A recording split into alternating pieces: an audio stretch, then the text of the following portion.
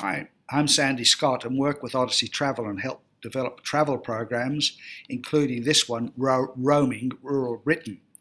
This is a 21-day tour where we visit 7 sites with 3 nights accommodation at each. Then we have 2 days of walking at each site before going on to our next location. We include 1 site on the island of Arran in Scotland, 5 sites in England and 1 in Wales around the Brecon Beacons.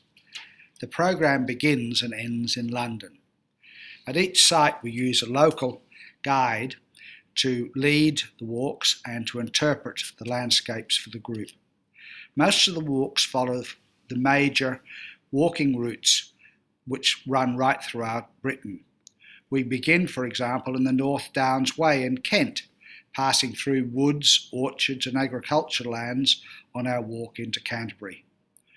On the second day, the southeast takes us to sections on the South Downs Way in Sussex, from the high grazing lands right down to the coast and the Seven Sisters.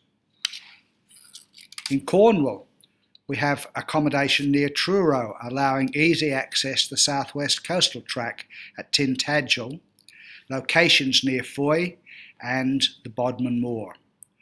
We see the wild coastal scenery, wonderful little villages, fishing villages on the coast, and the expansive landscape of the moors.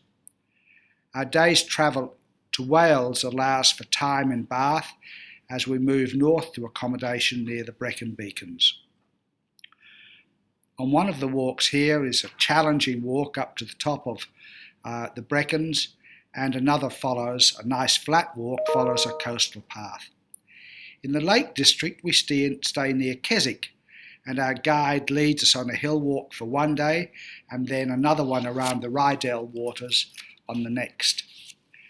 Extras on these visits are to Castle Craig Stone Circle and a visit to Dove Cottage to take in some of the prehistory and culture of the region.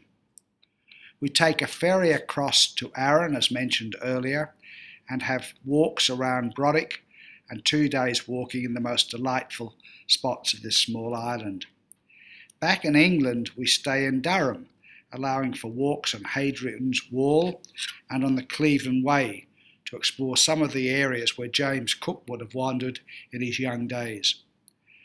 Our group size has a maximum of 15, and we travel by mini coach, so allowing us access to the down small lanes and to small parking